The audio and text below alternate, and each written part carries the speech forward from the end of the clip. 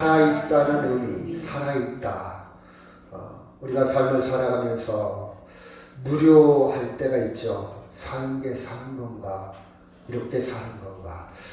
지금은 거의 볼 기회가 없었지만, 저는 어렸을 때 서커스단을 초등학교 때도 가본 적이 있고요. 전주, 좀 기억으로는 전주 공설운동장에서 서커스단을 들어왔는데, 아마 초등학교 때 단체로 간 기억이 나요. 거기에 동물의 쇼가 있는데 코끼리가 있습니다. 근데 코끼리, 커다란 코끼리가 조그만 쇠사슬에 매여 있지 않습니까? 저 코끼리는 저 쇠사슬을 떨쳐낼 수도 있을 텐데 코끼리는 꼼짝없이 쇠사슬에 묶여 있습니다. 이 코끼리는 어렸을 때부터 아마 쇠사슬에 묶여 있는 훈련을 받았겠죠. 아마 어렸을 때 몇 번 시도했을 겁니다. 도망치려고, 벗어나려고. 근데 몇 번 해봤지만 도망칠 수가 없었어요. 그래서 그렇게 학습되어진 겁니다. 나는 저 쇠사슬을 끊을 수 없다. 도망칠 수 없다. 나는 이대로 묶여 있어야 된다. 아마 그 생각이 어른이 되어도 장성에서도 그 생각으로 살아왔을 겁니다. 그래서 저는 아이들을 가만히 보면서 어렸을 때 부모로부터 어떤 경험을 했냐에 따라서 많이 인생이 달라질 것 같아요. 좋은 경험, 좋은 추억, 좋은 아빠, 엄마로 낳은 어린아이는 커서도 관계가 좋아질 것 같아요. 그리고 때로는 망가져도 곧 회복될 것 같아요. 그런데 그렇지 못한 관계라면 아마 어른이 되어도 회복이 어렵지 않나, 그런 생각을 많이 해봅니다. 여튼 어렸을 때 어떤 트레인, 어떤 트라우마, 어떤 관습, 어떤 습관을 가졌냐에 따라서 거기에 갇힐 수도 있고 또 때로는 그것을 튕겨 나올 수도 있습니다. 저는 계속 저를 타자화시킬 때가 많아요. 타자. 나는 누구일까? 그렇죠? 우리는 나라는 것에 갇혀 있을 수도 있잖아요. 나는 누구일까? 내 생각이 옳은가? 저는 살면서 많이 하는 질문 중에 내 생각이 옳은가? 사람들한테 막 주장도 합니다. 침튀기면서 얘기도 합니다. 그리고 때로는 그것 때문에 설전을 벌이기도 하고, 때로는 그렇죠, 굉장히 설득을 하려고 합니다. 그러면서 피드백을 꼭 해봐요. 내가 옳은가? 내 생각이 과연 옳은가? 저 사람도 저렇게 주장하기까지는 어떤 근거가 있고 옳은 생각이 있을 때 내 생각이 옳은가? 이대로 사는 것이 후회 없는 삶인가? 여러분 지금까지 열심히 살아왔잖아요. 60을 살아왔고 70을 살아왔고 열심히 살아왔잖아요. 이대로 사는 거, 이런 생각, 이런 삶, 이런 습관, 이런 관습, 이렇게 살아간 것이 내가 나중에 종말론적인 생각을 가지고 과연 후회 없는 삶을 살았을까? 90살이 넘은 분이 엊그제 전화가 왔어요. 한번 보고 싶다고. 제가 조금 나쁜 사람이죠. 진작 찾아가서 인사도 드려야 되는데 그분을 이제 시간을 내서 한번 뵈려고 그럽니다. 저는 많은 대화도 하고 음식도 제가 조금 대접도 하고 싶고 아주 최선을 다해서 어른으로 대접을 하고 싶어요.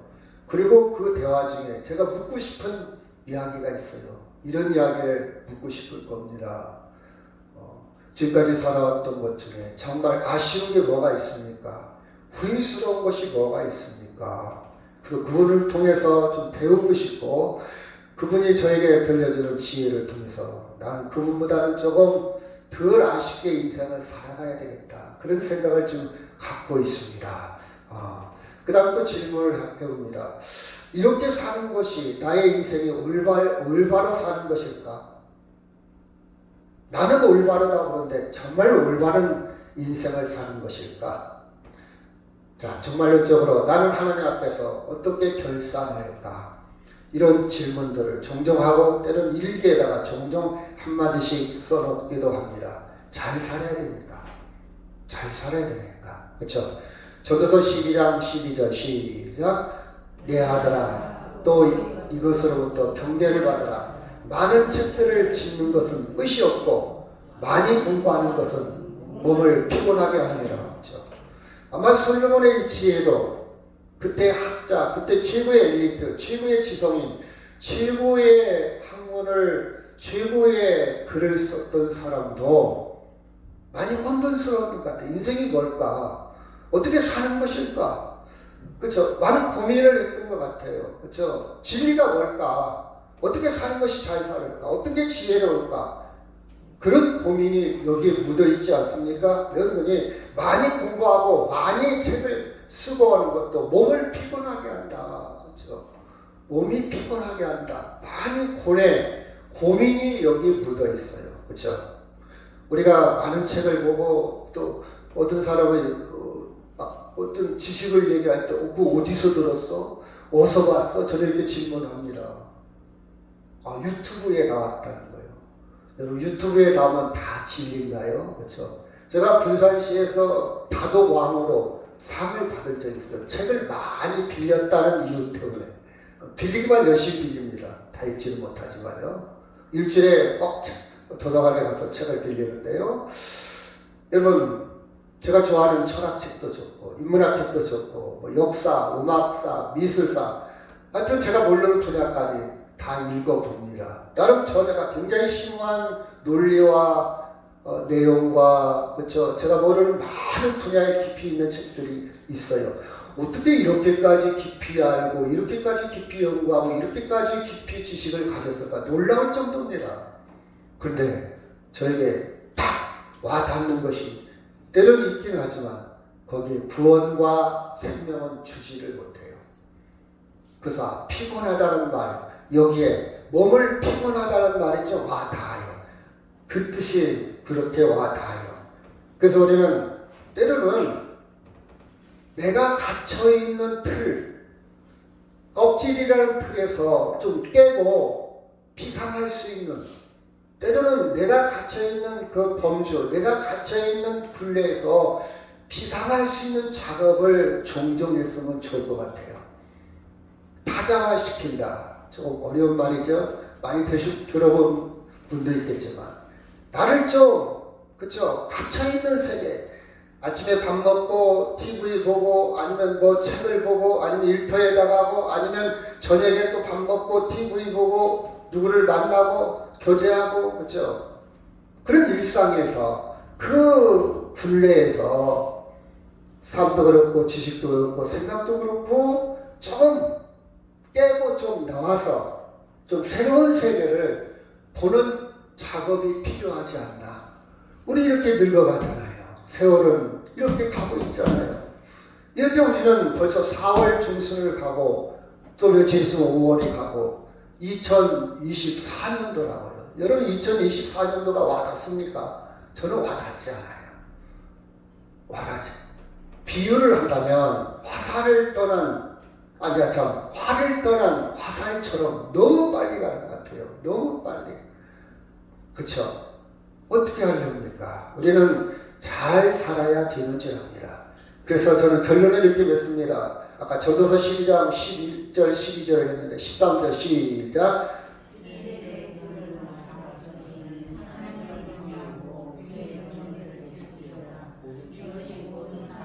14절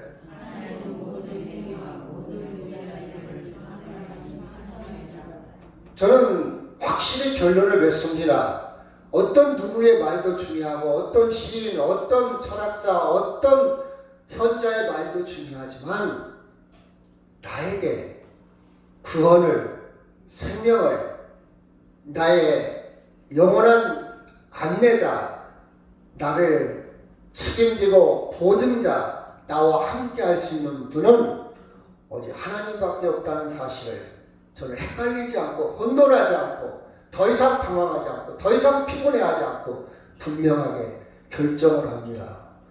하나님을 경외하는 거예요. 예수 그리스도를 통해서 나의 구원을 확실하게 이루어진 것, 이 근거로 이 기준으로 인생을 살아가면서 자유와 정말 소망과 능력을 저는 여기에서 누리고 있습니다. 자, 본문에 있는 말씀에 그러나 제가 먼저 읽을게요. 그러나 무엇이든지 내게 유익하던 것을 내가 그리스도를 위하여 다 해로 여길 뿐더러 8절 시작.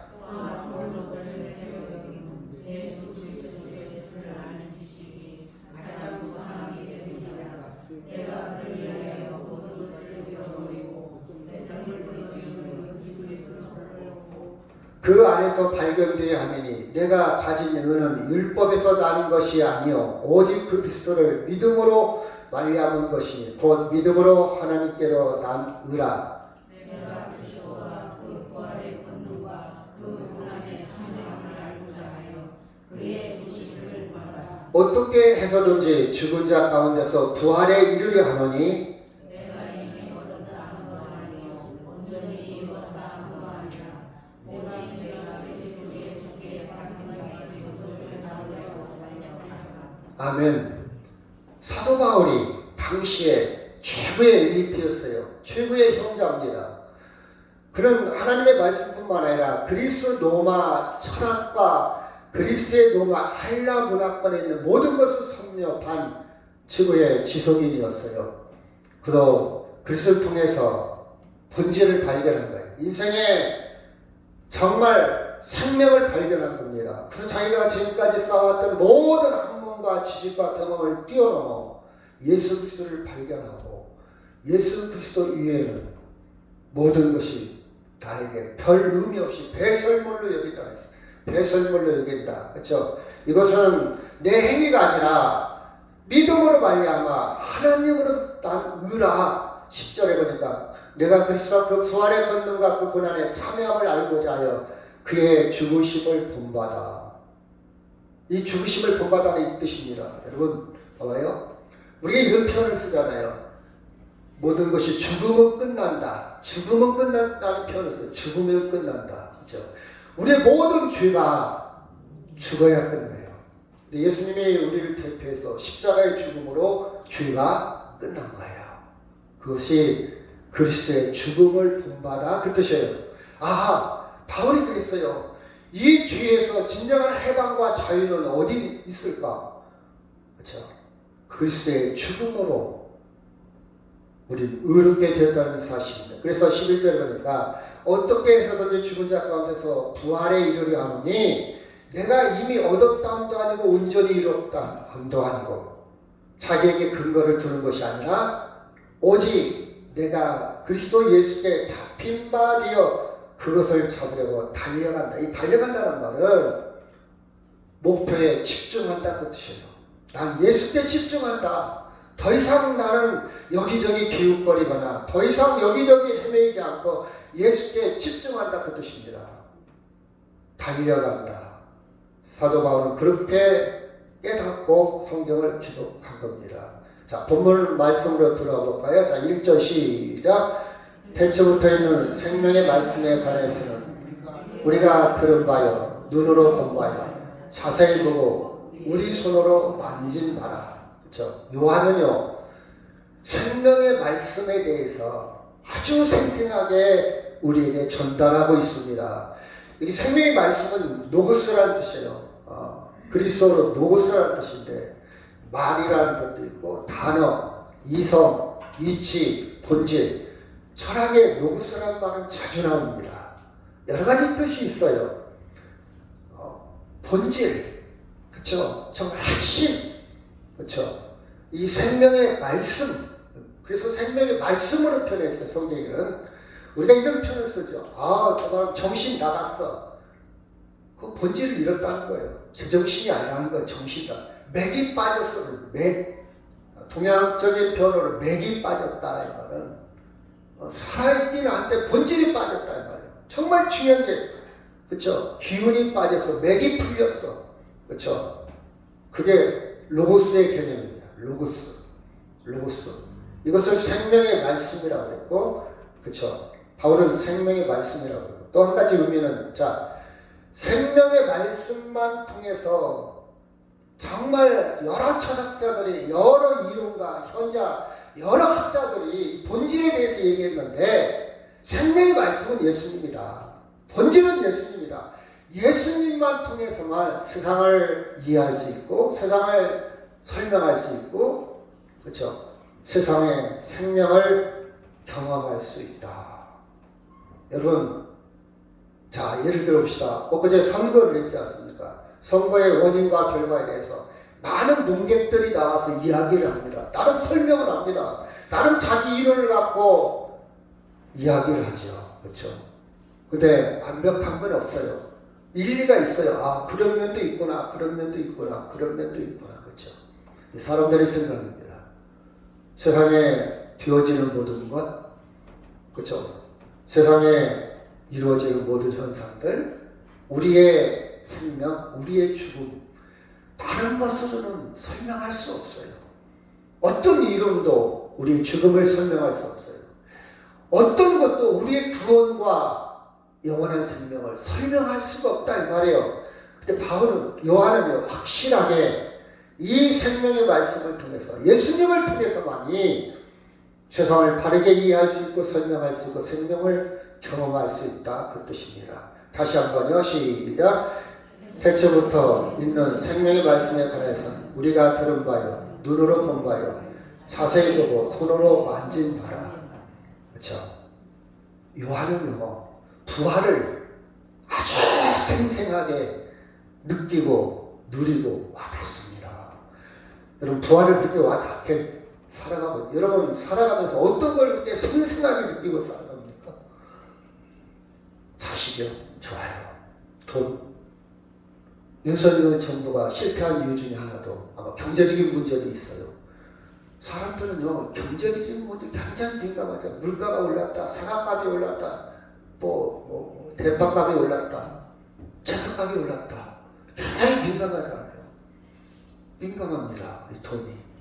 근데 요한은요 부활을 아주 민감하게 생생하게 아주 현실적으로 체험했어요. 내가 봤다, 내가 들었다, 눈으로 봤다, 손으로 만졌다. 문학적인 표현입니다. 여러분 부활절 지나고 세 번째인데 부활을 그렇게 누리시기를 주의 이름으로 축원합니다. 아멘. 우리의 부활, 나의 부활, 나의 생명을 그렇게 여러분 누리세요. 누리면요 다른 것이 작아져요. 다른 것을 뛰어넘을 수 있어요. 부활을 강조. 예수님의 생명 아주 민감하게 감수성 굉장히 높습니다. 밀접하게 느끼고 있어요. 자 2절 시작. 이 생명이 나타나신 바 된지라. 이 영원한 생명은 우리가 보았고 증언하여 너에게 전하노니 이는 아버지께 함께 계시다가 우리에게 나타나신 바 된 이시니라. 우리가 보고 들은 바를 너희에게도 전하며 너희로 우리와 사귐이 있게 하려 하니 우리의 사귐은 아버지와 그의 아들 예수 그리스도로 더불어 누림이라 했어요. 자, 아까 생명의 말씀을 2절에서는 어떻게 표현하고 있습니까? 생명의 말씀을 노고스를 2절에서는 영원한 생명으로 같은 말이에요. 생명의 말씀을 무엇으로 표현하고 있다고요? 영원한 생명으로. 그렇죠. 영원한 생명으로. 그래서 아버지와 그의 아들 예수 그리스도와 더불어 누려라 이 말이에요. 누렸으면 쓰겠다. 누리기를 원합니다. 누리기를 원하세요. 나이가 젊으신 아직 부모님이 살아계신 자녀들은요 부모님의 사랑을 좀 누리세요. 살아계실 때 누리세요. 부모님이 살아계시지 않으면요 부모님의 사랑을 누릴 기회가 지나갑니다. 저도 똑같은 전철을 갖고 있어요. 좀 살아있을 때 좀 누렸으면 우리 어머니가 우리 아버지가 얼마나 나를 사랑했는지 좀 누렸더라면 참 좋았을 텐데 왜 원망과 불평과 말 한마디라도 이쁘게 하지 못했을까? 못 누렸어요. 여러분 일찍 누리면 참 좋아요. 여러분들 똑같은 경험을 똑같은 생각을 하고 있을 겁니다. 여기 보니까 요한은요 누려라 그랬어요. 누려라. 부활의 생명을 누려라. 죽은 다음에 천국 가서 있는 부활이 아니고 생명. 지금 누리면요 가슴이 설렙니다. 설레요. 벅차요. 그렇죠? 예수 안에서 참 자유가 있습니다. 소망이 있습니다. 기쁨이 있어요. 이걸 누리란 말이에요. 누리라고요. 그렇죠?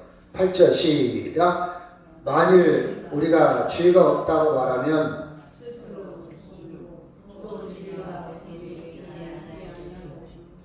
우리는요 누리려면요 먼저 나를 인정해야 돼요.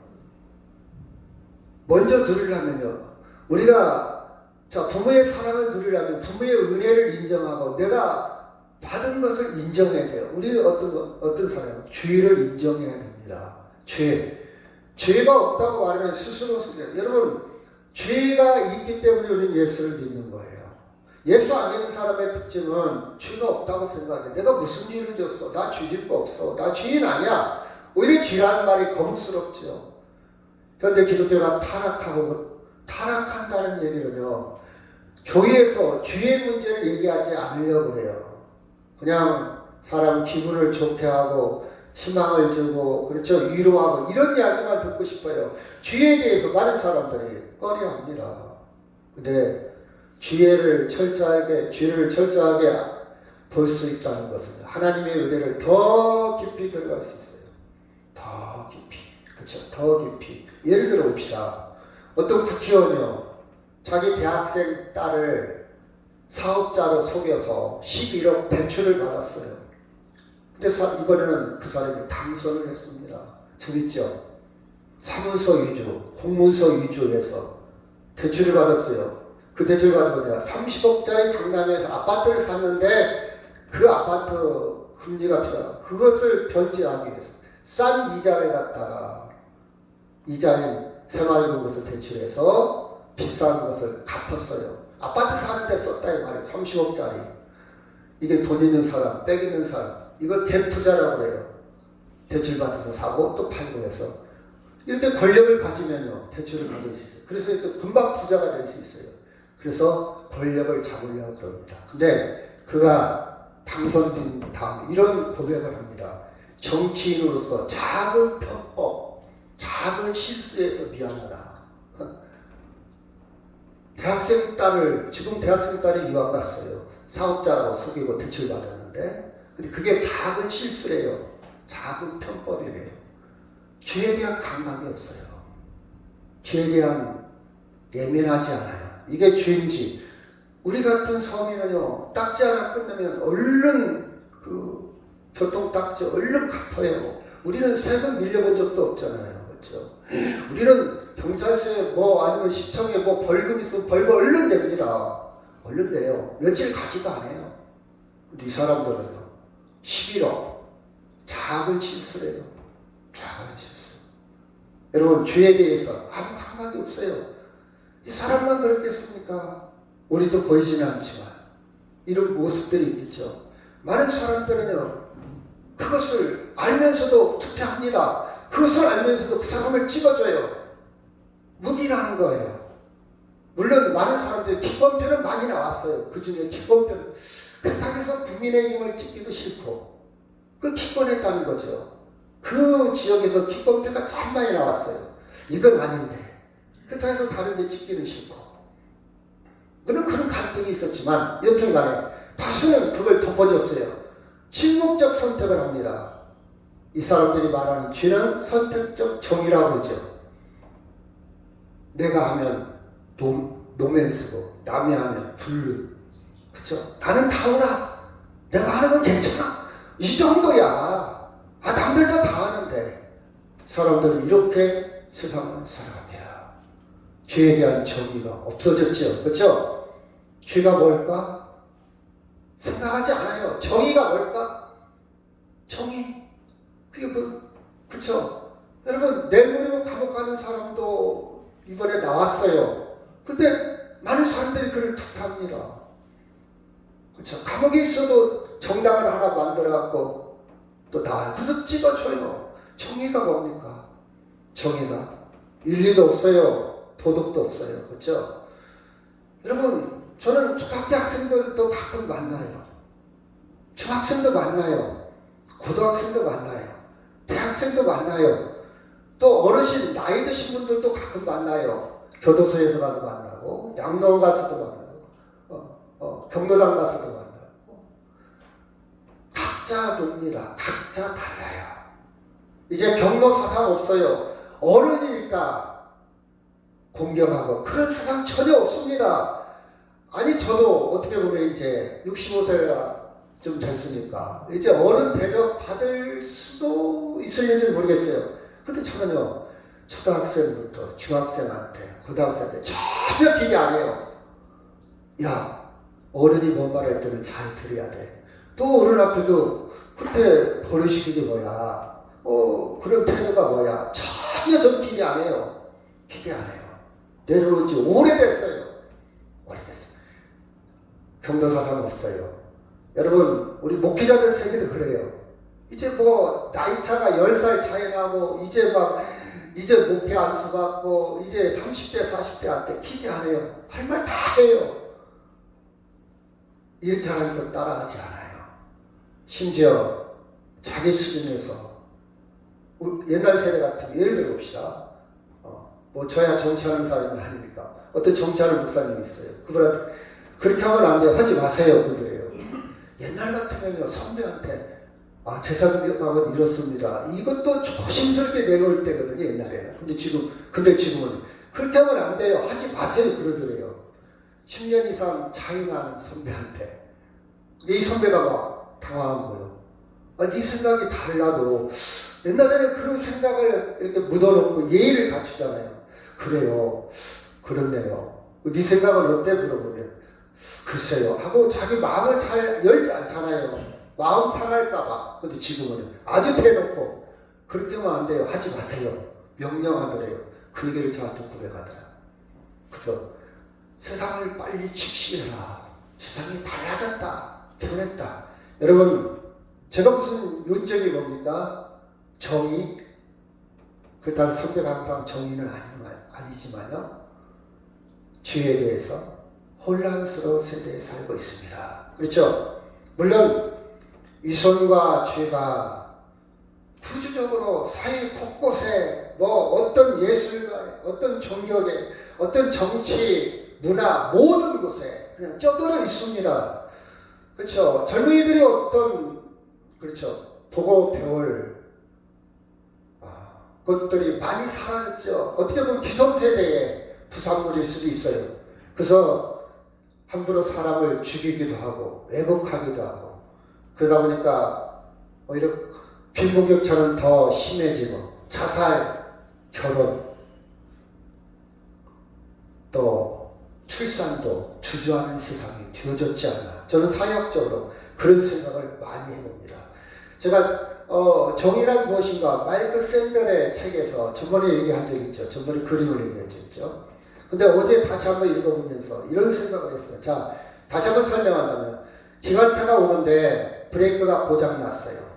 자, 운전사가 이쪽에 천리에서 일하는 사람이 5명, 이쪽 천리에서 1명. 이 사람들이 몰라요. 그럼 어떤 대로 운전대를 틀을 것인가? 저번에 대답했죠. 권현숙 권사님. 어떤 때로 운전대를 튼다고요? 가장 그것이 벤담이 그랬어요. 공리주의라고 합니다. 피해를 취소하자. 어쩔 수 없이 한명적으로 틀어야 되지 않겠냐. 근데 저 칸트는요. 무슨 얘기를 했더니 아무리 피해를 적게서 한 사람 쪽으로 튼다 할지라도 그것도 잘못됐다. 그렇죠? 어떠한 정의도 수단으로 삼으면 안 된다. 어떤 정의도 인간을 수단이나 도구로 삼고 이 한 사람의 생명도 중요하다. 5명을 위해서 왜 한 사람이 죽어야 되냐. 이런 논쟁을 계속합니다. 제가 무엇을 위해서 이 그림을 다시 끄집어내왔나 보니 인간은 어떤 선택을 해도 완전하지 못하다. 그 이야기입니다. 인간의 결정, 인간의 지식, 인간의 지혜, 인간의 정의, 인간의 모든 것은 이쪽으로 틀든 저쪽으로 틀든 온전하지 않다. 완전하지 않다. 다 구원할 수가 없다. 인간의 한계를 지적하려고 제가 이 그림을 가져왔습니다. 인간은 인간일 뿐이지. 이게 인간의 실존에 그 이상도 그 이하도 아니다. 인간은 아무리 착하게 아무리 윤리적으로 도덕적으로 죄를 짓지 않는다 할지라도 인간 스스로의 한계를 넘어설 수가 없다. 어떤 방법도 다 살릴 수는 있다 없다? 없다. 이게 인간의 한계입니다. 그렇죠? 저는 이 말씀을 많이 생각, 원수를 사랑하라. 그렇죠? 여러분, 원수를 어떻게 사랑합니까? 원수를 어떻게 사랑하냐고요? 말이 안 돼요. 인간은요, 원수를 사랑. 근데 왜 할 수 없는 것을 예수님은 원수를 사랑하라고 했을까? 하나님은 할 수 있기 때문에 사랑하라는 거예요. 원수까지도 할 수 있기 때문에. 인간과 하나님의 차이입니다. 원수까지도 구원하시는 분이기 때문에 하나님은 원수도 사랑하는 거예요. 우리는 이 사랑을 좀 맛보아야 합니다. 인간은요, 솔직히 말해서 원수를 사랑할 수 없어요. 할 수 없어요. 솔직히. 여러분이 돈을 막 1억을, 여러분 자식을 죽였다? 여러분 1억을 뭐 사기쳤다? 믿음을 극복할 수 있습니까? 그걸 초월할 수 있어요? 남아요. 그죠? 뛰어넘게 너무 힘들어요. 그쵸? 우리 돈 몇천 원만 꿔가고 안 갚아도 내 자존심만 상하는 말만 해도 굉장히 힘들어하고 불편해하는데 원수를 사랑한다고요? 신비하네. 근데 원수까지도 구원하시는 하나님이기 때문에 하나님은 원수까지도 사랑하시는 하나님은 온전한 구원을 할 수 있다는 사실입니다. 디모데전서 1장 14절 시작. 우리 주의 은혜가 그리스도 예수 안에 있는 믿음과 사랑과 함께 넘치도록 풍성하도다. 비쁘다 시작.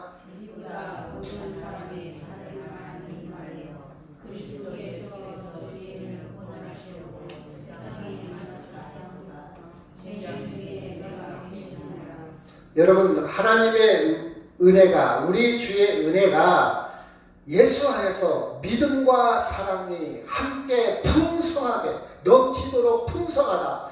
이것을 누리시기를 바랍니다. 풍성해요. 바닥이 안 보여요.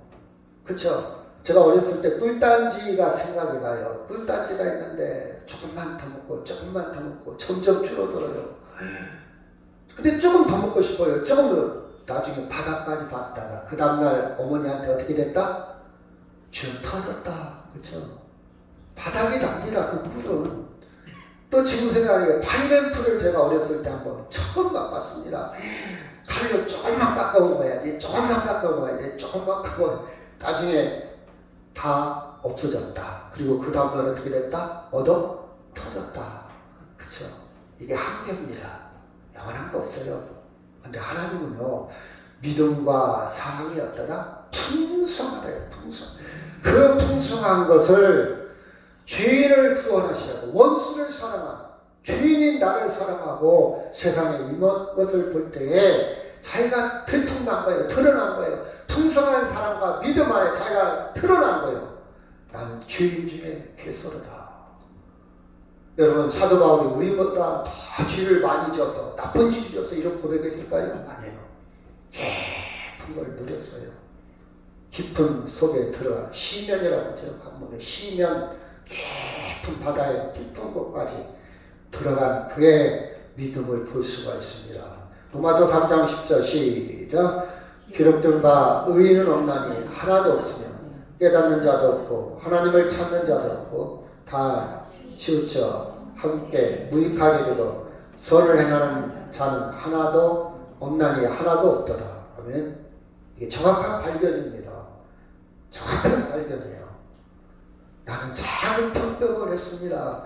나는 작은 실수를 했습니다. 이렇게 두리뭉실하게 자기를 위장하고 포장하는 게 아니라 나는 죄인 중에 괴수입니다. 이게 고백입니다. 이게 인간의 모습입니다. 그렇죠? 인간의 모습이에요. 그렇죠? 예수를 십자가에 죽이는 것이 사회적인 현상이에요. 그 말은 사이는 정의가 없다는, 여러분 사이에서 너무 정의를 욕심내지 마세요. 뭐 사이가 왜 이래, 정치가 왜 이래, 국회의원이 왜 이래, 너무 기대하지 마세요. 사이는요 질서가 있어요. 예수님 당시도 죄 없는 예수님을 십자가에 죽이는 것이 사이현상이야. 정치도 그랬고 종교계도 그랬고 군중들도 다 예수를 죽였어요. 죄 없는 예수를 억울하게. 이게 사이현상이에요. 지금도 똑같다고요. 더하면 더했지. 인간이 더 교육받고 더 문화가 발전하면 더 교묘해집니다. 더 머리가 꼼수가 아주 여러분 똑똑한 사람이요 더 교묘하게 쥐를 져요. 교묘하게 해먹어요. 농부보다 국회의원이 더 크게 해먹잖아요. 머리가 좋으니까. 더 많이 법을 아니까. 가면 갈수록 더 세상은, 이게 종말이라는 거예요. 이게 세상 말세라는 거예요. 사형상입니다. 무지한 자를 죽인 겁니다. 근데 이런 부조리한 세상에서 우리가 희망을 볼 게 어디 있어요? 당신도 마찬가지야. 사도 요한은 예수님의 부활을 보고 희망을 본 거예요. 예수님의 부활을 보고, 죽음에서 끝난 게 아니라 부활을 보고, 이제 예수가 생명의 발성이고 생명의 주인이고 예수가 본질이다. 예수를 가지고 모든 것이 이제 해석이 된다. 이 사이현상, 부조리한 사이현상, 죄가 만연해도 죄가 있어도 나 주인 아니야, 이런 세계, 모든 것이 해석이 된 거예요. 모든 것을 이해할 수 있어요. 모든 것을 이길 수 있어요. 그런 상황 속에서 에라 모르겠다 그렇게 산 게 아니라, 너만 죄짓냐? 너만 한탕하냐? 나도 한탕해. 너 그렇게 살려? 나 이렇게 살아. 이런 자기의 지혜를 쫓아가는 게 아니라 예수를 통해서 세상을 해석하고 정리하고 소망을 가지고, 너희들이 나를 죽일 수는 있지만 난 그걸 뛰어넘었어. 영원한 생명으로 그가 세상을 누리게 되고 새 희망을 본 겁니다. 여러분, 생명과 구원, 무병장수하는 것이 구원입니까? 오래 살고 건강하게 사는 것이 구원이에요. 아침마다 사람들이 운동하죠. 여러분 공원 가봐요. 얼마나 열심히 운동합니까? 무병장수하려고. 소비 넋이란 거 명품을 사고 명품을 걸치고, 이게 구원입니까? 이게 생명입니까? 아니면 부동산 투기를 해서 큰 아파트. 제가 아는 어떤 분은 자기 딸과 사이가 너무 살림을 잘해서 이번에 4억짜리 아파트를 팔고 5억짜리 또 이사 간대요. 이게 구원입니까? 이게 구원이에요? 이게 인생. 성경은 그렇게 말하지 않아요, 여러분. 우리는 누가복음 12장 19절 시작. 또 내가 내 영혼에게 이르되 영혼아 여러 것을 주권을 많이 쌓아 두었으니 평안히 쉬고 먹고 마시고 즐거워하라 하리라. 20절 시작. 하나님은 이르시되 어디서 위하여 오늘 밤에 내 영혼을 도로 찾으리니 그러면 내 준비한 것이 누구의 것이 되겠느냐 하시니. 여러분 19절은요, 우리가 지금 누리고 우리가 구원이라고 생각하는 거, 내가 살아있다, 나 인생 잘했어, 나는 그게 19절이잖아요. 어떻게 하면 좋은 카페에 가서, 내가 엊그제 괴산을 한번 갔어요. 그냥 맛있게 점심 먹었거든요. 동태땅인가? 동태땅. 근데 우리 딸이 또 카페를 가자는 거예요. 왜 거기를 가야지? 그게 젊은 사람들의 코스예요. 먹었으니까 그 카페 가서 뭐 할까? 이야기해야 되잖아. 그냥 카페 가서 커피 하나 먹으러 가는 거예요. 이야기하러 간다면 이해가 되겠어요. 그게 아니고, 소비를 왜 그렇게 하는지 제가 큰 딸한테 꼼짝 못하고 살아요. 한 말도 못해요. 그건 얘기하면 큰일 나요. 근데 내 속에는 그래. 왜 이렇게 살아야 되지? 그게 젊은 사람들의 사고. 저는 존중해줘요. 나하고 다르니까. 틀린 게 아니고 다르니까. 그쵸? 좋은 데 가서 먹고, 좋은 데 가서 마시고, 좋은 거 입고, 그쵸? 이게 우리 딸이 말하는 거니, 아빠 나 이제 하고 싶은 거 다 해봤어. 하고 싶은 거 다 가져갔어. 이제 한 5년만 있으면 은퇴해서 자기가 하고 싶은 거 있대. 뭐 하고 싶냐 했더니 식물을 가꾸고 싶대요. 식물을. 그게 내가 맞은 것 같아. 근데 그래 5년이 정년이 연장돼가지고 5년을 더 하라고 그러는데 나 하기 싫은데 그러더라. 네가 알아서 해라. 그때 가면 또 어떤 결정을 할지. 여러분 그게 생명의 완성입니까? 제가 물어봤어요. 그게 생명의 완성이 그게 구원인가? 이렇게 사는 것이 잘 사는 것인가? 성경에 그렇죠. 즐거워하자까지 우리가 추구하는 생명 지금 현대 시대요 트렌드요 많은 사람들이 세상에 풍조잖아요. 그렇죠? 근데 이 시절에 가면 성경이 이렇게 말합니다. 종말론적으로 한번 생각해봐라. 끝을 생각해봐라. 종말론 이게 종말론적이에요. 20절 말씀이. 너 인생 마지막을 한번 생각해봐라. 좋다. 가족도 중요하다. 잘 살아야겠지. 멋있게 살아야 럭셔리하게 살아야 되겠지. 명품으로 살아야 되겠지. 마지막도 한번 생각해봐라. 마지막. 성경이 우리에게 가르쳐줘요. 제가 젊었을 때는 이 말씀이 안 들어왔어요. 나도 멋있게 살아야지. 돈 벌어야지. 근데 와닿기 시작하는 거예요. 그때 마지막 결산. 그 다음은 어떻게 되고요? 그 다음 정말론적인 오늘 밤에 네 영혼을 도로 네가 육체의 모든 것들이 끝나면 그 다음은 그렇죠? 그 다음은 그래서 저는요 종말론적 생명의 눈이 열려요. 그래 여러분 같은 가비면 잘 살아야 되겠죠. 같은 가비면 멋있게 살아요. 성공도 해야 됩니다. 저도 싫어하는 사람은요. 저도 그렇게 되기를 바라요. 우리 자녀들도 그렇게 되기를 바라요. 솔직한 마음에. 그렇죠? 멋있게 그렇죠? 그런데 그게 전부가 아니라는 거예요. 그게 전부가 아니기 때문에 그 다음 세계에 눈이 열리는 거예요. 만약 여기가 끝이라면 저는 그 다음 세계를 못 보겠죠. 근데 이게 끝이 아니기 때문에 눈이 열리는 거예요. 눈이 열리네요. 진정한 해방과 그렇죠? 진정한 생명을 누리는 겁니다. 이것은 이제 죄와 죽음을 뛰어넘는 겁니다. 뛰어넘는 거예요. 자, 7절 시작. 그가 빛 가운데 계신 것 같이 우리도 빛 가운데 행하면 우리가 서로 사귐이 있고 그 아들 예수의 피가 우리를 모든 죄에서 깨끗하게 하실 것이요. 9절 시작. 만일 우리가 죄를 사하면 그를 믿으시고 우리를 사하시며 우리를 모든 이유에서 깨끗하게 하실 것이요. 모든 죄에서 모든 불의에서 해결할 수 있는 모든 일 해결할 수 있는 분 예수 그리스도밖에 없다는 사실입니다. 이것으로 우리의 인생을 해석이 다 되는 거예요. 이것으로 우리의 인생은 모든 것이 이제 해결된 거예요. 그 어떤 철학도 어떤 지식도 학문도 모든 죄에서 모든 불의에서 해결할 수 없습니다. 누가 책임질 수 없어요. 국회의원이 나를 책임집니까?